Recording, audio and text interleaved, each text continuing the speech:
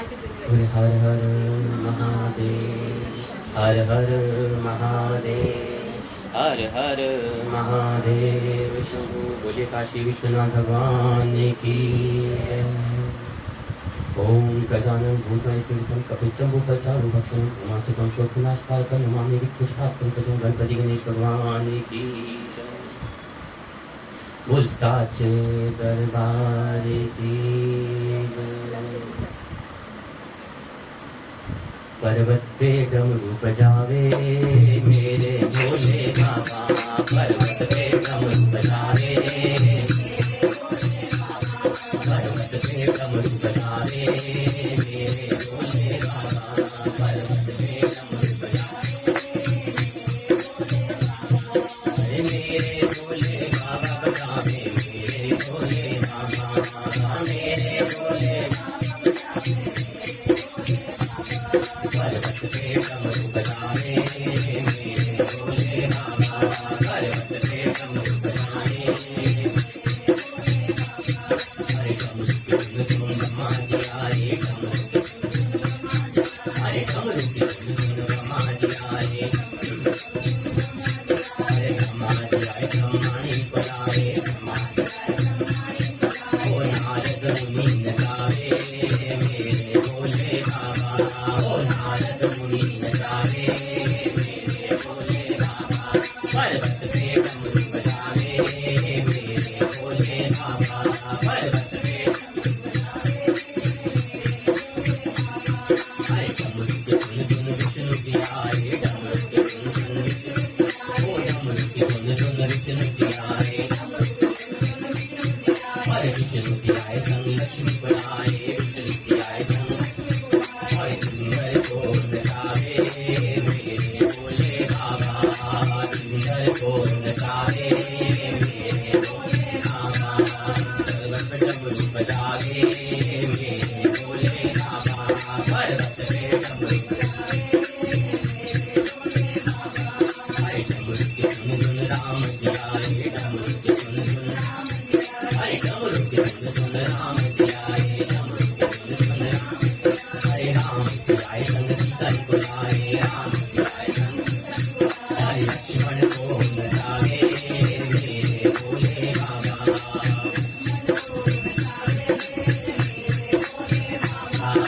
हनुमत को नचावे मेरे भोले बाबा,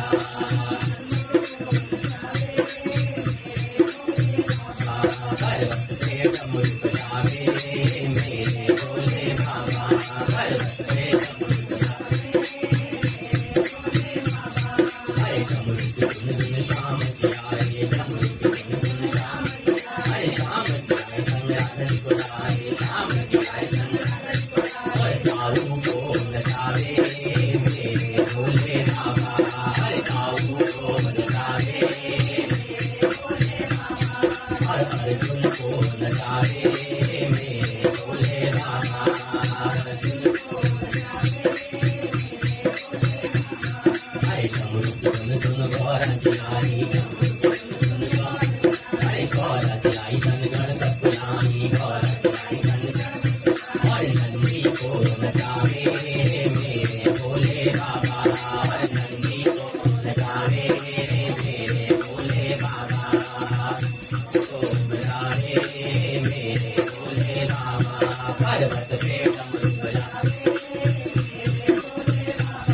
हरे डमरू की धुन धुन सतगुरु आए, डमरू की धुन धुन सतगुरु, हरे डमरू की धुन धुन सतगुरु आए,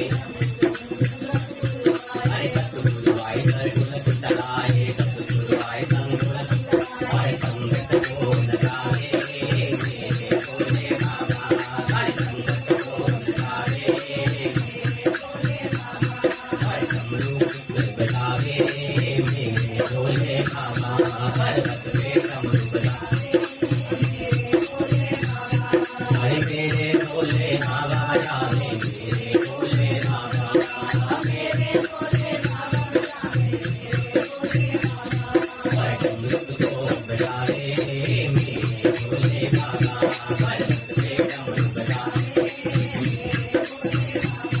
पर्वत पे डमरू बजावे मेरे भोले बाबा।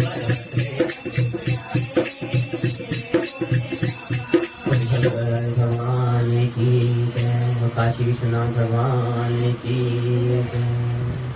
बोलिए हर हर महादेव शंभो।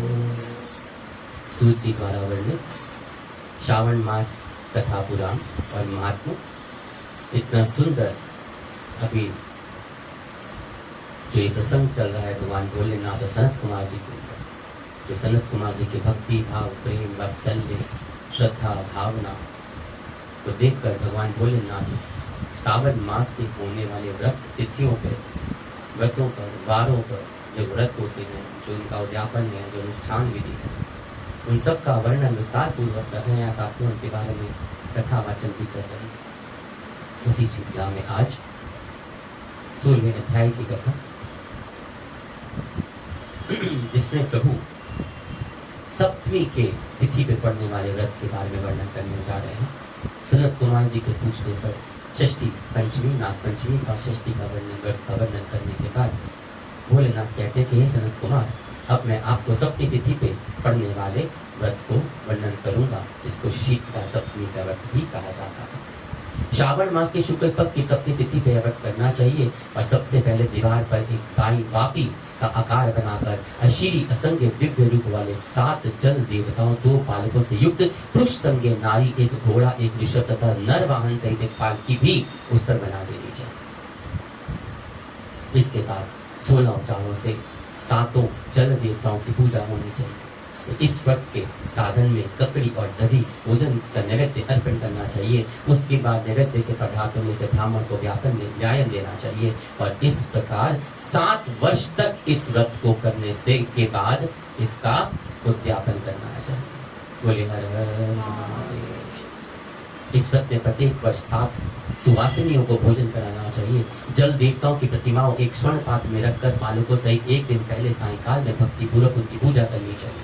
प्रातः काल सबसे पहले ग्रह होम करके देवताओं के निमित्त चुनु से होम करना चाहिए। जिसने पहले इस व्रत को किया और उसे जो फल प्राप्त हुआ, अब आप उसके बारे में सुनिए। कहते हैं सौराष्ट्र देश में एक शोभन नामक नगर था। उसमें सभी धर्म के प्रति निष्ठा रखने वाले एक साहूकार रहता था। उसने जल रहित एक अत्यंत निर्जन वन में बहुत पैसा खर्च करके शुभ तथा मनोहर सीढ़ियों से युक्त पशुओं को जल पिलाने के लिए सरलता से उतरने चढ़ने योग्य दृढ़ पत्थरों से बंधी हुई तथा लंबे समय तक टिके रहने वाली एक बावड़ी है। उस बावड़ी के चारों ओर थके राहगीरों के विश्राम के लिए अनेक प्रकार के वृक्षों से शोभामान एक बाग भी लगवा दिया, लेकिन वह बावड़ी सूखी ही रही, उसमें एक बूंद पानी का नहीं आया। साहूकार सोचने लगा कि मेरा ये प्रयास तो बेकार हो गया, व्यर्थ हो गया, व्यर्थ मैंने इतना धन खर्च कर दिया। और इस चिंता में करता हुआ वह साहूकार रात में वहीं सो गया। तब रात्रि में उसे स्वप्न में जल देवता आए। उन्होंने कहा कि हे धनत, जल के आने का उपाय तो मुझसे सुनो। यदि तुम हम लोगों के लिए आदर पूर्वक अपने पौत्र की बलि दे दोगे, यदि तुम आदर पूर्वक अपने पौत्र की बलि दे दोगे, उसी समय तुम्हारी बावड़ी जल से भर जाएगी। बोलिए हर हर महादेव। यह सपना देखकर वो उठ गया सुबह। थोड़ा घबराया हुआ था, लेकिन अपने पुत्र को स्वप्न के बारे में सब कुछ बता दिया। उसके पुत्र का नाम द्रविड़ था और वह भी धर्म कर्म में आस्था रखने वाला था।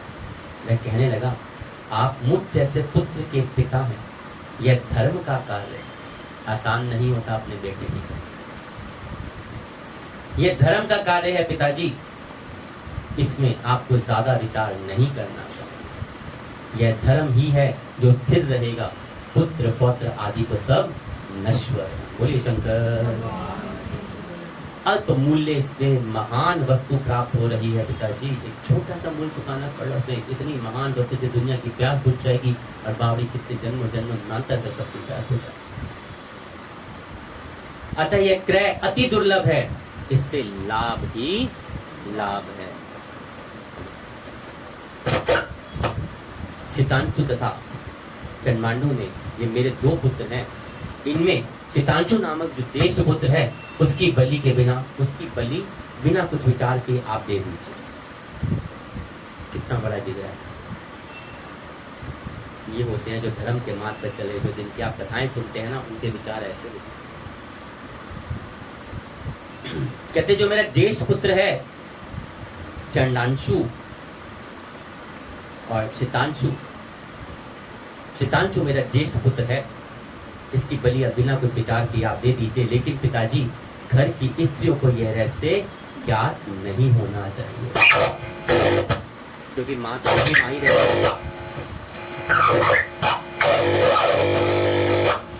हेलो, क्योंकि माँ तो फिर भी माँ ही रहती है, इसलिए घर की स्त्रियों को रहस्य ज्ञात नहीं होना चाहिए। इसका उपाय यह है कि इस समय मेरी पत्नी गर्भ से है, उसका प्रसव काल भी निकट आ रहा है, जिसके लिए वह अपने पिता के घर जाने वाला है और छोटा पुत्र उसके साथ चला जाएगा, भेज दिया जाएगा। तो हे तात, उस समय यह कार्य निर्विघ्न रूप से, कोई बिना विघ्न के कार्य संपन्न हो जाएगा। और पुत्र की बात सुनकर पिता उस समय अत्यधिक प्रसन्न तो हुए और बोले कि पुत्र तुम धन्य हो, और मैं तुमसे ज्यादा धन्य हो गया जिसने तुम जैसे पुत्र का मैं पिता बना, जो धर्म कार्य में अपने संतान की भी नहीं सोचे। बोली शंकर भगवान। इस बीच सुशीला के घर से उसके पिता का बुलावा आ गया और वह जाने लगी। तब उसके ससुर तथा पति ने कहा कि ज्येष्ठ पुत्र हमारे साथ रहेगा, तुम छोटे पुत्र को अपने साथ ले जाओ। इस पर उसने ऐसा ही किया। चले जाने के बाद पिता पुत्र ने उस बालक के शरीर पर तेल का लेप किया, अच्छी प्रकार स्नान कराकर सुंदर वस्त्र आभूषणों से उसे अलंकृत करके पूर्व आषाढ़ सतभिषा नक्षत्र में उसे प्रसन्नता पूर्वक बावड़ी के तट पर ले जाके खड़ा कर दिया और कहा कि बावड़ी के जल देवता, इस बालक के बलिदान से आप प्रसन्न होइए और स्वीकार कीजिए। उस समय बावड़ी में अमृत तुल्य जल से भर गई। बोले शंकर। दोनों पिता पुत्र शोक में हर्ष से युक्त होकर घर की ओर चले। सुशीला अपने घर में तीसरे पुत्र को जन्म दिया और 3 महीने बाद अपने घर जाने के लिए निकला। मार्ग में आते समय वह बावड़ी के पास पहुंची और बावड़ी जल से भरा हुआ देखा तो बड़ी आश्चर्य हो गई, क्योंकि जब गई थी तो बावड़ी जल था नहीं।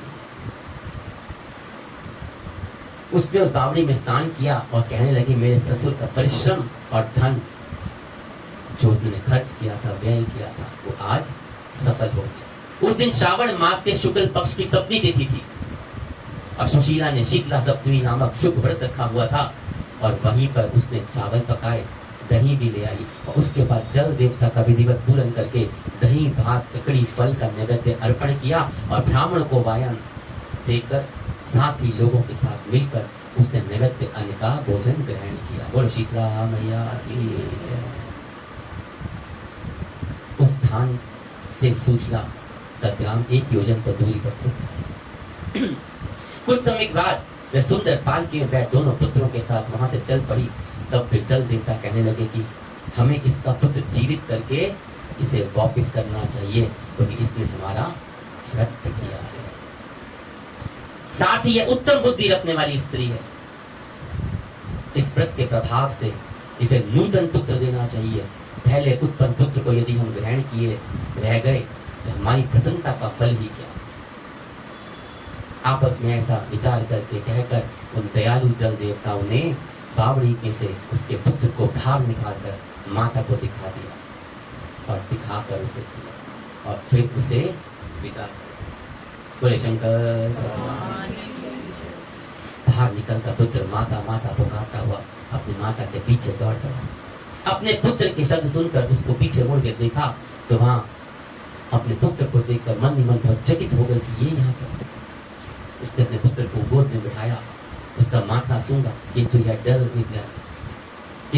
जाएगा। इस विचार से उसने पुत्र को कुछ पूछा, बच्चा डर जाएगा।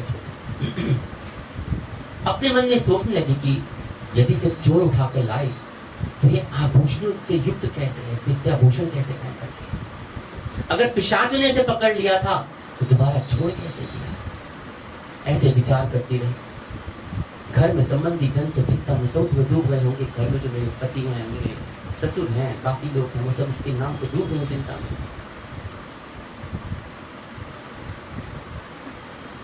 इस प्रकार सुशीला सोचती हुई नगर के द्वार पर आ गई। तब लोग कहने लगे कि सुशीला आई है, सुशीला आई है, सुशीला। यह सुनकर वे पिता पुत्र अत्यंत चिंता पड़ गए कि ना जाने अब क्या कहेगी, क्या होगा। अपने पुत्र के बारे में पूछेगी तो हम उसको क्या जवाब देंगे? अंदर वो सोच रहे तो बाहर ये सोच रही थी कि वो इसको ना पाके पता नहीं विचार में ग्रस्त होंगे, डूब रहे होंगे, परेशान होंगे। दोनों का शशोपंच आपस में चल रहा। इसी बीच सुशीला जो है अपने तीनों पुत्रों के साथ घर के अंदर प्रवेश कर गई। तब उसके साथ छोटे पुत्र को देखा, नवजात को देखा, लेकिन साथ ही जब ज्येष्ठ पुत्र को देखा तो सुशीला के ससुर और पति घोर आश्चर्य में पड़ गए और 2 मिनट के लिए स्तब्ध हो गए। कुछ क्षणों के लिए फिर बहुत आनंदित हो गए, प्रसन्न हो गए। अरे वाह, होता है ना जिसको आप जीवित मर गए जीवित देखें। बोले शंकर भगवान की महादेवा हो महादेवा, सारी उम्र करूं मैं तेरी सेवा। भोले जी मेरी लाज रखना, भोले जी मेरी लाज रखना, भोले जी मेरी लाज रखना। महादेवा हो महादेवा, सारी उम्र करूं मैं तेरी सेवा। भोले जी मेरी लाज रखना, भोले जी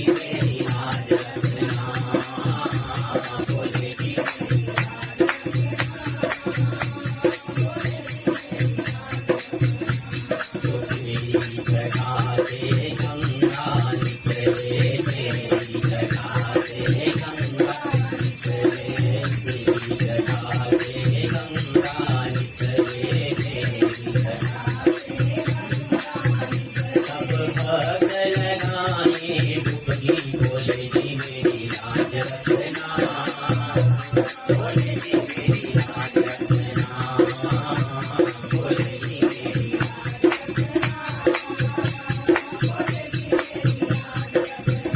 महादेवा हो महादेवा, हो सारी उम्र करूं मैं तेरी सेवा। भोले जी मेरी लाज रखना,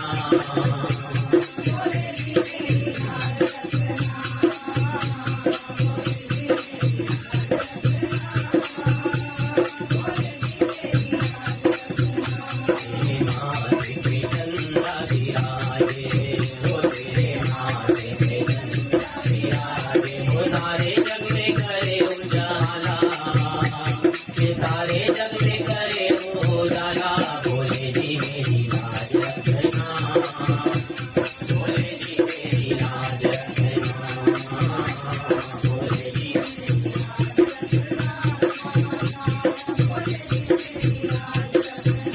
तेरे हाथों में डमरू विराजे, तेरे हाथों में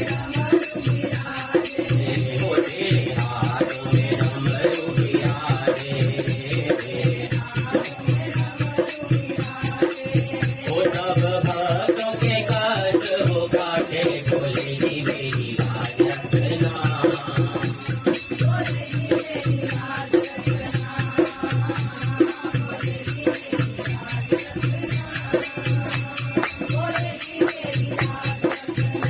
महादेवा हो महादेवा, महादेवा हो सारी उम्र करूं मैं तेरी सेवा। भोले जी मेरी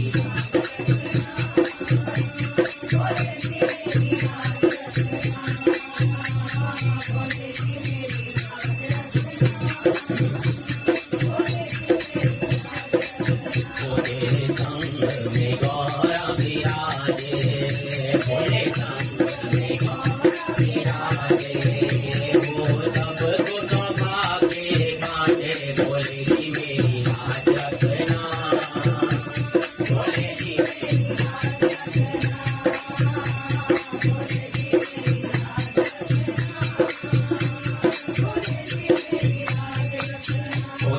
देवा हो महादेवा, महादेवा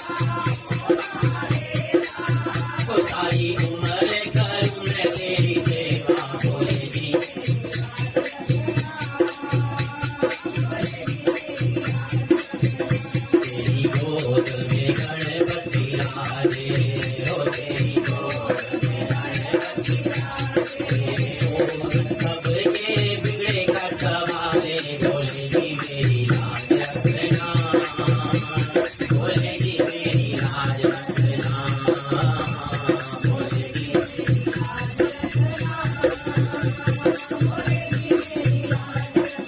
ओ महादेवा, ओ महादेवा, महादेवा, ओ महादेवा, ओ तारी उमर करूं मैं तेरी सेवा, बोलेगी मेरी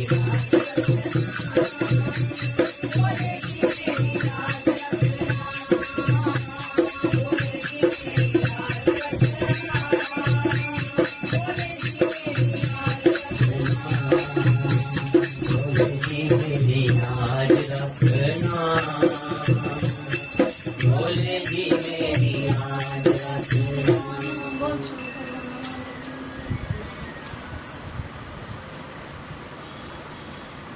शीतला माता कथा चल रही है। एक कथा बड़ी बात में आई कि एक गांव में एक ना ब्राह्मण दंपति रहते थे, पति पत्नी रहते थे, और उनके दो बेटे, दो बहुएं होती थी। दोनों बहुओं के लंबे समय से बाद बेटे पैदा जन्म लिया था।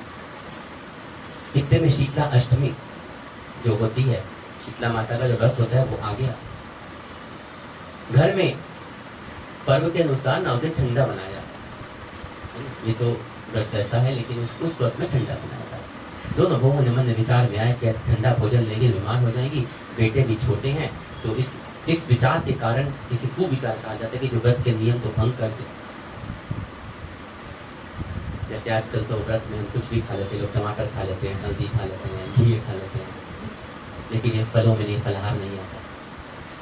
शास्त्रों में तो वर्णित आ गया, लोगों ने निकाल के प्रमाण रख दिए कि ये आपको इसमें नहीं आता, पाप है। वो आपने अनजाने में अपना पाप व्रत तोड़ दिया। वैसे तो सबसे अच्छा व्रत वो होता है जो अपने अंदर के कुविचारों का त्याग किया है। तो दोनों बहुओं ने पशुओं को दाना डालने के लिए तैयार करने के लिए बर्तन में चुपचाप से 2 बाटी तैयार कर, चांदर के बर्तन होते ना, उसमें 2 बाटी कर। सास बहु शीतला पूजा करके आई और शीतला माता ने कथा सुनी। सास बाद में सास शीतला माता के भजन करने के लिए बैठ गई, तो दोनों बहुएं, बच्चे जो थे वो रोने का बहाना बनाकर, दोनों बहुएं जो थे बच्चों का रोने का बहाना बनाकर घर आ गई। दाने के बर्तन से गरम गरम ढोकला निकाला, चूरमा निकाला, उसका चूरमा बनाया, पेट करके गपा गप। ठंडा तो खाऊंगी, करना पड़ेगा। सास ने घर बहुओं को भोजन करने लगा, तो बहुएं ठंडा भोजन करने का दिखावा करने लगी और घर के काम में लग गई। सास ने कहा, बच्चे कब के सोए में, जाओ ने जगा के भोजन करा दो। बहुएं जैसे थे बच्चों को जगाने के लिए गई, तो उन्होंने उनको मृत पाया।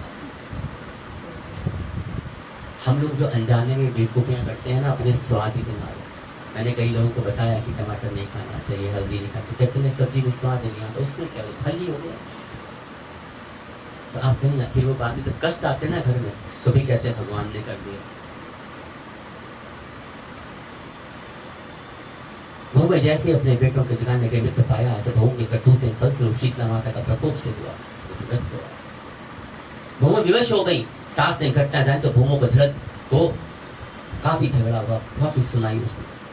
सास बोली, तुम दोनों ने अपने बेटों की बदौलत शीतला माता की अवहेलना कर दी, इसलिए अपने इस घर से निकल जाओ और बेटों को जिंदा और स्वस्थ लेते ही घर में वापस सैर रखना।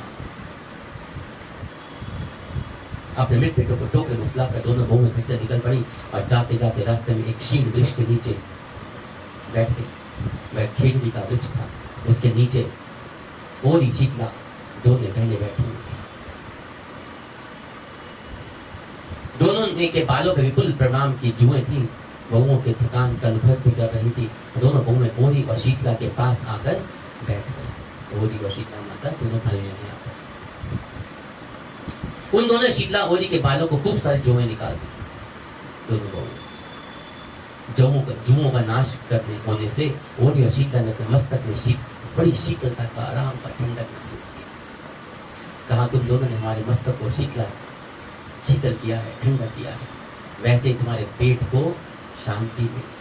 दोनों बहुएं एक साथ बोली कि पेट का दिया हुआ तो ही लेकर हम मरी मारी भटक रही हैं, परंतु शीतला माता के दर्शन नहीं हुए। शीतला माता ने कहा कि तुम दोनों पापिनी हो, दुष्ट हो, दुराचारनी हो, तुम्हारा तो मुख देखने के योग्य भी नहीं है। और शीतला सप्तमी के दिन ठंडा भोजन करने के बदले तुम दोनों ने गर्म भोजन किया था। यह सुनते ही बहू ने शीतला माता जी को पहचान लिया। देवानी जेठानी ये दोनों माताओं का वंदन किया, गिड़गिड़ाते हुए कहा कि हम भोली भाली हैं, जाने में गर्म खा लिया, भूल हो गई, हम बच्चे हैं, आपके प्रभाव को नहीं जानती थी, आप हम दोनों को क्षमा कर दीजिए और पुनः ऐसा दुष्कृत्य हम कभी नहीं करेंगी, हमें माफ कर दीजिए। सुनते ही बहू ने शीतला माता जी को उनके चरणों में लेकर माफी मांगने लगी। तो उनके पश्चाताप के आंसू बहने लगे और वचन सुनकर माँ तो फिर माँ ही होती है। दोनों माताएं प्रसन्न हुई। शीतला माता ने मृत बालकों को जीवित कर दिया और बहुएं तब बच्चों को साथ लेकर अनंत से पुण्य अपने घर लौट आई। गाँव के लोगों ने जाना कि दोनों बहुओं को शीतला माता ने साक्षात दर्शन दिए हैं, तो दोनों को धूमधाम से स्वागत करके पूरे गाँव में प्रवेश कराया।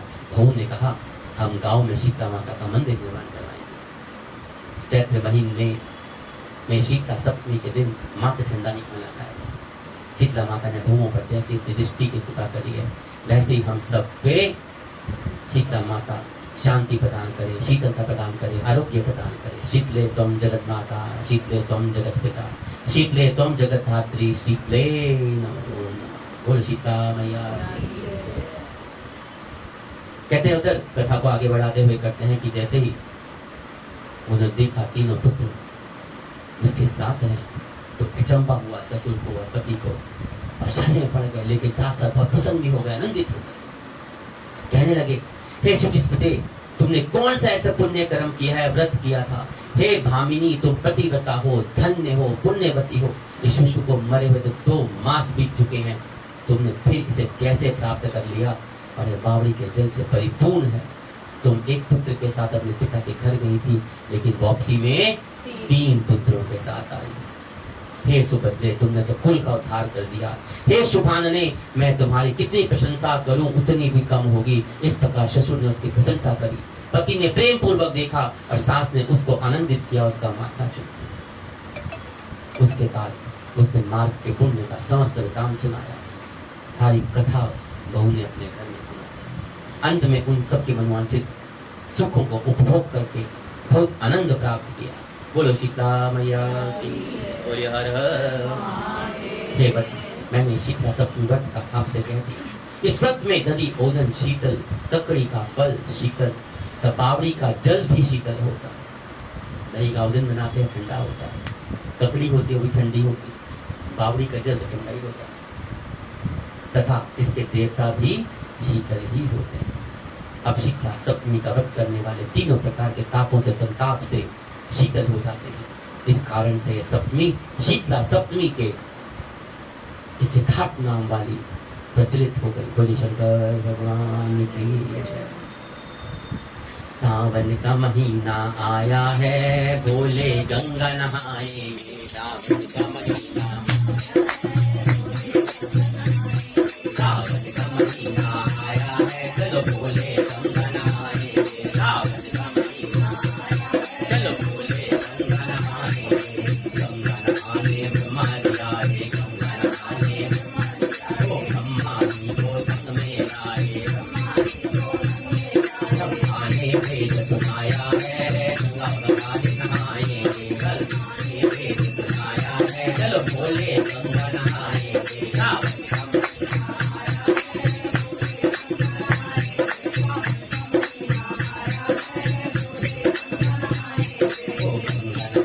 विष्णु जी आए, गंगा नहाने और लक्ष्मी जी को संग में आए। विष्णु ने चक्र चलाया है और साथ में शंख बजाया है, चलो बोले गंगा नहाएंगे। और साथ में शंख बजाया है, चलो बोले गंगा नहाएंगे। सावन का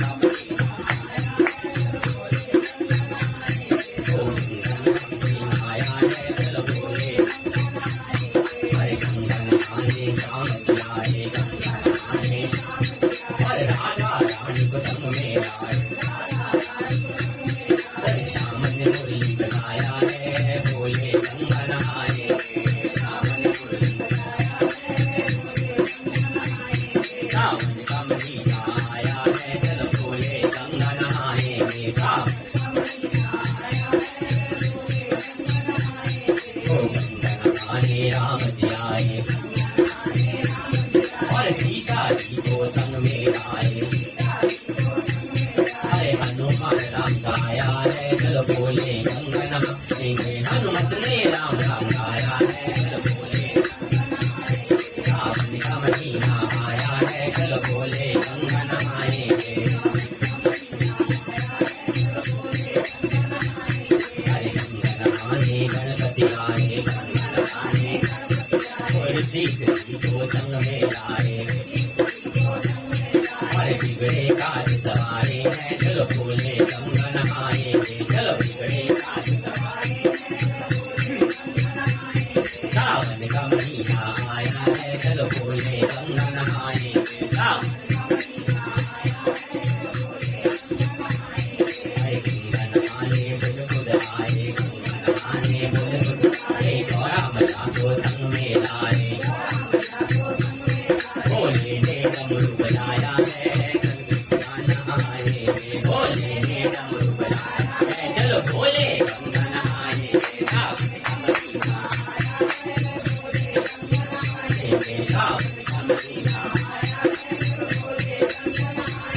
सावन का महीना आया है चलो बोले गंगा नहाएंगे सावन का महीना विश्वनाथ भगवान की।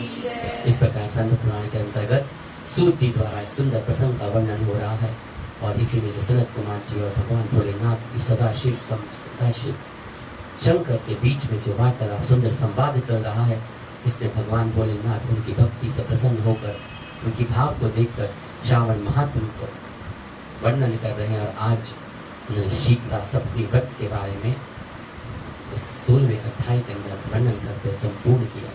बोले हर हर महादेव हर हर महादेव हर हर महादेव शंभु बोले काशी विश्वनाथ भगवान की।